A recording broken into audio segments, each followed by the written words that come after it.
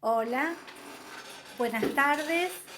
En primer lugar, agradezco esta invitación a este nuevo congreso desarrollado en Jujuy y, bueno, unas palabras respecto a una reflexión en cuanto a los encuentros literarios, que he titulado Compartiendo Letras, una mirada reflexiva respecto a los encuentros literarios.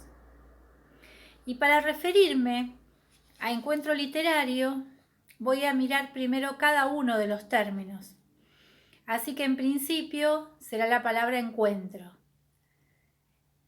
¿Con quién o con quiénes se establece este encuentro? Y a suerte de ir respondiendo a la reflexión, diría que primero se produce un encuentro con uno mismo, es decir, disponerse a escribir obliga a hurgar en nuestra interioridad, buscar una intención, aceptar palabras, rechazar otras. Pero en definitiva, estamos en un primer encuentro con nosotros mismos.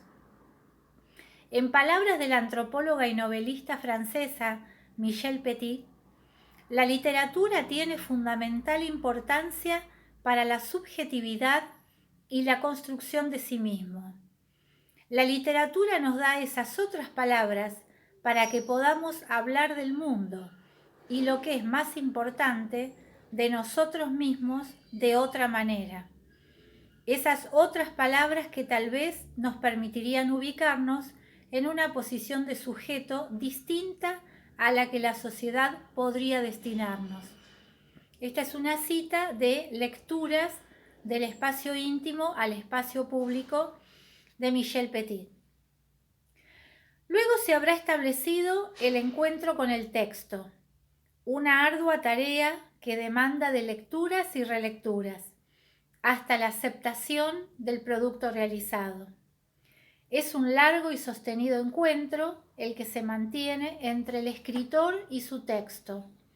Podríamos hasta decir que el escritor se recrea con su propia obra y se instala una cierta familiaridad entre ambos. De hecho, la literatura, como todo arte, viene a sacarnos de lo habitual, de lo conocido, de lo cotidiano, y hacernos pasar de este mundo de todos los días a este nuevo mundo que acabamos de crear. Un encuentro fresco, libre y, como diría la escritora Graciela Montes, insólito, indómito, salvaje.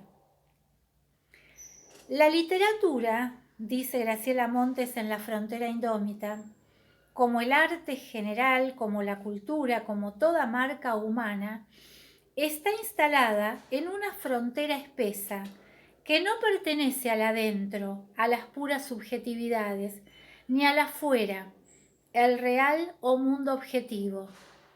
Es un territorio necesario y saludable, el único en que nos sentimos realmente vivos, porque es un hacer independiente, que tiene sus propias reglas y su propio espacio.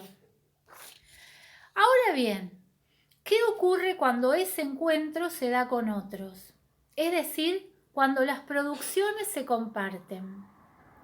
Sucede la magia, sucede lo que escapa a toda posible anticipación. Porque ese texto que cada uno creó no lo comparte con una caja vacía. Aparece allí otro sujeto que habita en otro mundo, con otras vivencias, otra biografía. Allí comienza a entrar en juego la sociabilidad de los sentidos, un redescubrimiento de nuestro propio texto y una cierta tensión desafiante entre el significado que adquirió para nosotros y esas respuestas generadas al habilitar su circulación. Porque lo que allí sucede es que habilitan formas nuevas y diversas de pensar esos textos. Es decir, en estos encuentros literarios, los textos se sumergen en el enriquecimiento de la escucha.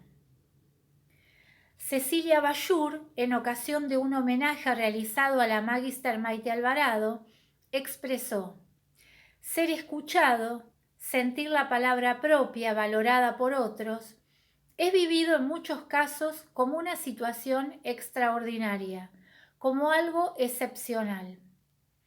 Este tipo de escucha deja huellas en los participantes de estos actos sociales de lectura. Hay un mutuo enriquecimiento en ese dar y recibir. En definitiva, es un acto de amor gratuito, genuino, en que las diversas culturas, en palabras de Bakhtin, no se funden ni se mezclan, sino que cada una conserva su unidad e integridad abierta. Quizás por esto los encuentros literarios continúan desarrollándose desde la virtualidad, porque queremos vivir estas experiencias extraordinarias compartiendo letras.